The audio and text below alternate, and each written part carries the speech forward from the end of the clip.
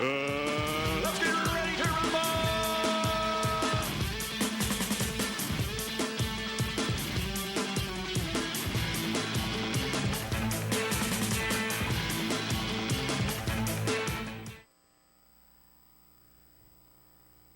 Good morning, Panthers. Today is May 11th, and you are watching PBTV. Please stand for the Pledge of Allegiance. I pledge allegiance to the flag of the United States of America and to the republic for which it stands, one nation, under God, indivisible, with liberty and justice for all. Thank you. You may be seated. Panthers, how would you go about recording the most intimate details of life in the wild kingdom? Let's head over to Geeb to find out. Thanks, Gabby. British filmmaker John Downer and his team created robotic animals with spy cameras in them. That way, he was able to capture rare footage of life in the animal kingdom. Let's watch this video to find out more. We look at every subject that we want to film, and then we say, well, what is the best way to get into their world? It's an amazing moment when you realize that you're actually seeing some stuff for the first time.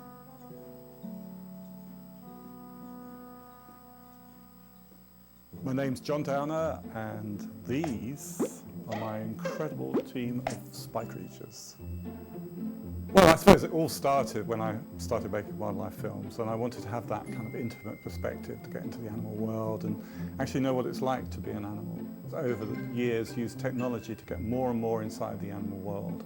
And as things have progressed, we've moved from just using remote cameras disguised as rocks to where we are today, which is having, these incredible spy creatures which are able to do filming, cameras in their eyes, but they look like the animals, and the animals will interact with them. The whole idea of using the robots came about when we made a film about penguins. For the first time we thought, well, what if we made a penguin cam? A living, moving camera that looked like a penguin that was able to go into the colony and start picking up these incredible shots. You can't explain it because it's a dream come true. I think part of the whole technique is to try and get inside the animals' minds.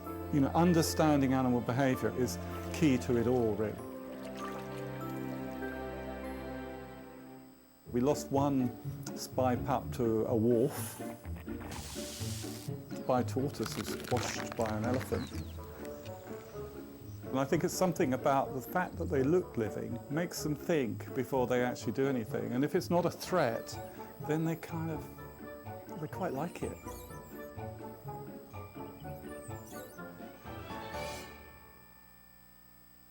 The challenges they're innumerable because everything is a challenge from the beginning to the point you get the film. The animals, once you get there and once you've actually with them, they tend to be the least of all the problems. They usually do deliver because they do amazing things. And if you've got the technology to be able to film close to them and in their world, you're going to get something remarkable.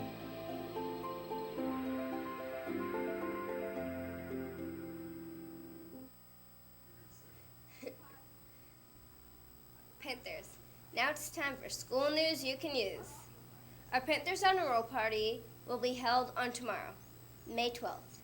You must be referral free all day, and tomorrow too. Attend. Super Sayu will be meeting today at 3:15. Join us to see the zebrafish and begin forensics. Panthers, it's almost time for the Parkland Players production of Beauty and the Beast. Join us May 18th and 19th. Tickets are for $5, are on sale in the cafeteria during all 3 lunches. If you wait and buy tickets at the door, the price will be $7 for students and $10 for adults. Panthers, did you know that May is Asian American and Pacific Islander Heritage Month? We are looking for Asian American and Pacific Island students to be a part of our assembly. If you are interested in performing a dance or a song or a skit as part of the assembly, please see Ms. Keller in room 1314, Ms. Knoll in room 2006, Mr. Gerda in room 1011, or Ms. Graham in room 2036.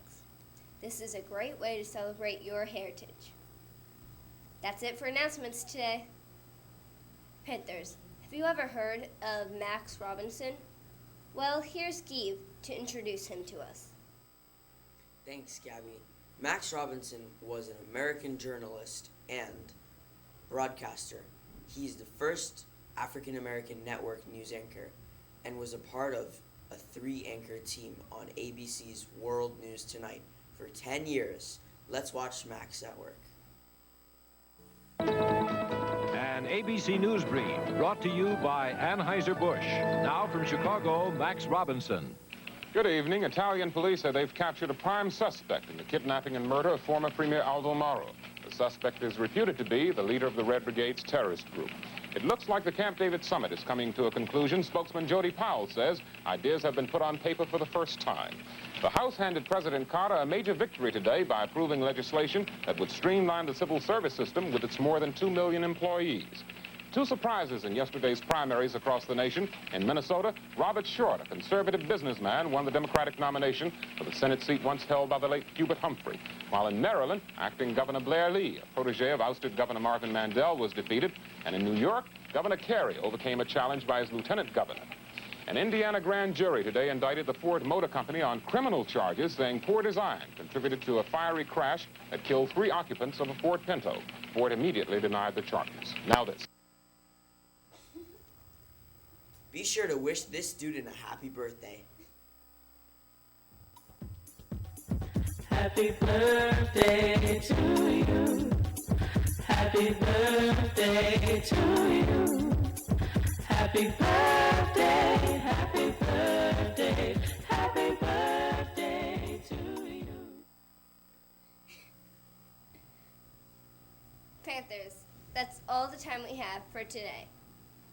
Remember these words from Winston Churchill, who said, "Attitude is a little thing that makes a big difference." That's a wrap, Panthers. We'll see you tomorrow here on PPTV. Bye.